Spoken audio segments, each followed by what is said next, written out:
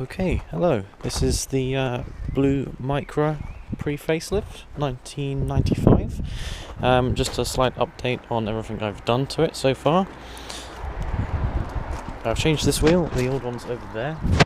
I'll put that one back in once it has more air, but this one's got enough pressure to actually drive.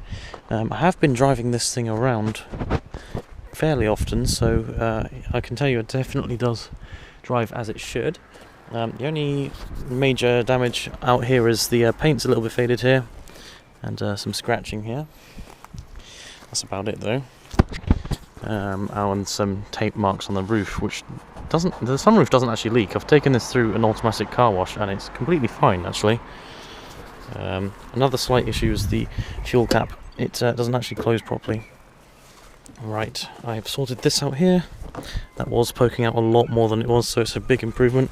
Changed the bulb on the number plate there, so those are all working. Every light bulb works on the car. This one's fitted with central locking. Let's get inside. Okay, so yes, it does still miss this part of the trim and this part down here, but I can't really find those. Let's start it up. This is completely cold. I've not driven this in days or started up. There we go, effortless. Now, I've changed lights in here, so that's a blue LED there, and if I turn the side lights on, they're all blue LEDs. Matches the colour, looks a lot nicer. Turn this off for now. The fuel gauge works, but it gets a little bit stiff, but as a backup there is a fuel light there anyway, so that's fine. Okay, so, like I said, it drives fine. The clutch is a little bit light, but it's still completely fine. There we go. Brakes feel good. It goes into gears as it should. I've changed all the lights in here too. It's too light now to see, but these are all LED upgrades apart from that one because it's a bit complicated. But the hazards work as they should now. That didn't work properly before. These are all fine. Red lights in them now instead of all kinds of weird colours. Sunroof, I'll show you the operation. Push that down. There we go. That opens up like that. And that way, pulls it back, opens up a little flap there, and locks. I really like the sunroof on this one. I really wish that my main Micra had the sunroof. Kind of jealous. Courtesy light works, of course. Everything else looks fine. A little bit dirty at the moment, but I am planning on cleaning this car. Now I'm going to pop up the bonnet.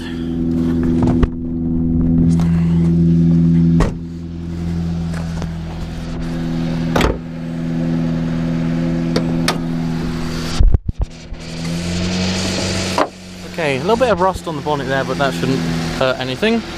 Everything here works like it should. It looks okay. If you look in there, there's a brand new air filter, and I believe there's a new oil filter in there too. What else has changed? Nothing really. That looks fine to me. I did change the side lights in here for some 42 LED each lights. They look really nice. They're white. It really suits this kind of headlight. But of course the dim dip system still works too, so they come amber when the side lights are on with the ignition. Dip beam and main beam all works as it should. I've put my old Suzuki Bandit horn on here as well because a dual tone is much nicer than the single tone horn. Another change I've done is I've put these window washer jets from my other car so it can get through the MOT, because these ones actually work. Only one of the nozzles work on that one, but it's still fine. That one's got some custom ones. Yes, radio aerial is there, works as it should. It does have some JVC CD player. I don't use it, so, but yeah, that's the radio in there. Another thing that's a little iffy here, the fan settings. It's a common problem with Micras. This one only works on full, unfortunately, but it still works. So, okay, so yeah, yeah, this is one of the models that has this. You can open the boot through that. See, on my main car, you have to take the ignition keys out, and it's such a pain in the ass. Okay, the boot's got stuff in it currently because I've been washing it, but this one's got a boot light, another thing my car doesn't have. Jack's there, the spare wheel's just over there for now, but that will come with the car. That's all fixed now. Rear jet works fine, rear wiper's fine. So yeah, it's just the exhauster split. I'm guessing there. Yeah, it looks like in there. Same thing happened on my main car. It's easy to do, it's cheap.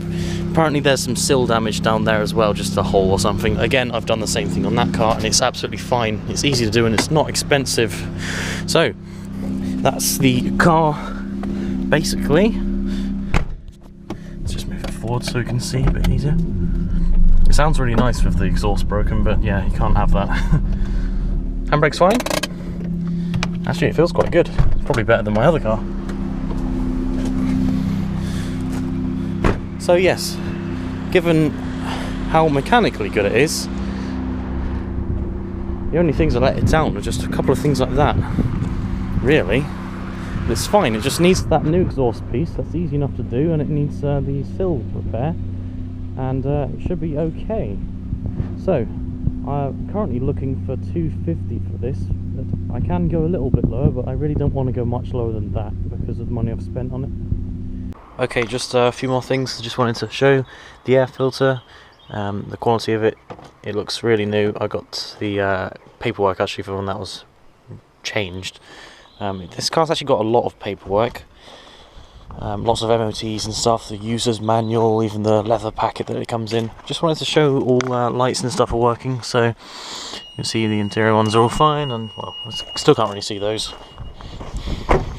This is what I meant about the white 42 LED side lights. It's quite nice, I think, anyway. Tail lights both working as they should. Both the number plate lights work, so you're not going to get pulled over or anything or fail the MOT for that. If we turn on the ignition,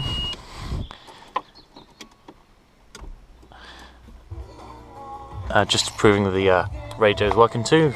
Both speakers work as they should. Also all the doors and windows and all that work as they should, and all the locks. Yes, the dim dip system, what I was talking about, is an old car thing. It's just where they use the main bulbs dimly.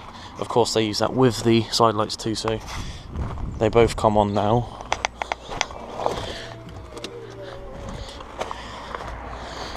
Dipped.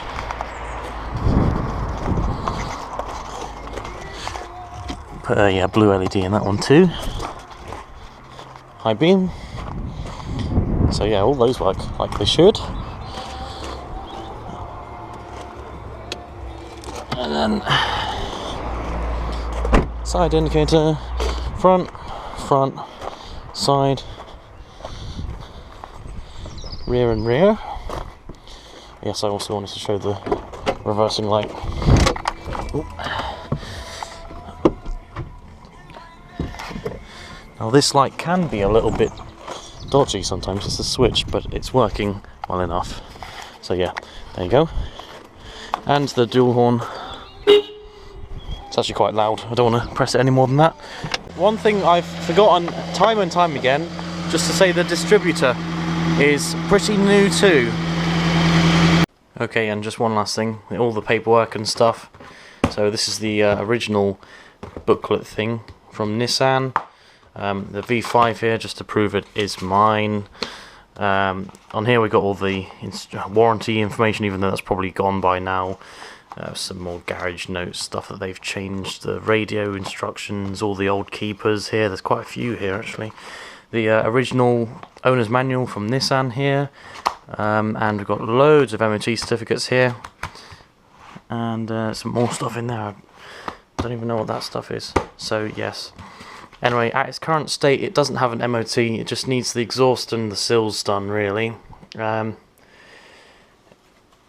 If you buy it now, then 250, maybe as low as 200. But yeah, if I do any more work that costs me any more, then I'm going to have to add that onto the price, obviously, because otherwise I'm just wasting my money.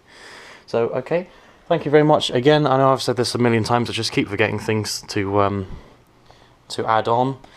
Currently the location is in Westwood Ho in Bideford, so if you could just contact me on Facebook or text or call me. Okay, thank you very much. Goodbye.